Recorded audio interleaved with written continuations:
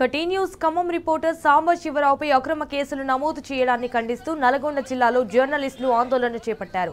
సూర్యాపేట, చెండూరులో నల్ల బ్యాడ్జీలు ధరించి నిరసన చేపట్టారు.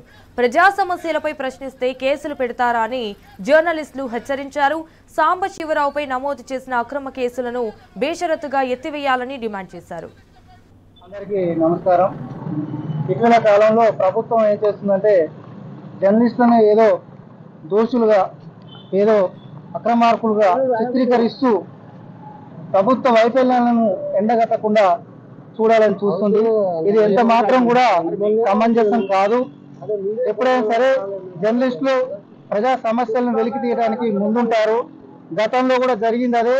ఏ ప్రభుత్వాలు అయితే జర్నలిస్టులను అణచివేయాలని చూస్తాయో తగిన మూల్యం చెల్లించుకోక తప్పదని కూడా తెలియజేస్తున్నాం. ఏదో కొంతమంది చేస్తున్నటువంటి విషయాలకు అందరినీ ఒకే తాటి మీద తీసుకొచ్చి దోషులుగా చూడాలనుకోవడం ఈ ప్రభుత్వం ఎంత మాత్రం కూడా సమంజసం కాదు. ఇప్పటికే జర్నలిస్టుల పైన, రాష్ట్ర వ్యాప్తంగా జర్నలిస్టుల పైన పెట్టిన కేసులను బేషరతుగా ఎత్తివేయాలి. మున్ముందు కూడా జర్నలిస్టుల సంక్షేమం కోసం కృషి చేయాలి. ఇప్పుడు వచ్చిన ప్రభుత్వం కూడా మరి జర్నలిస్టులకు ఏం చేస్తుందో కూడా ఏమీ స్పష్టత లేదు. ఇకనైనా ప్రభుత్వ వైఖరి మారాలని మేము డిమాండ్ చేస్తున్నాం.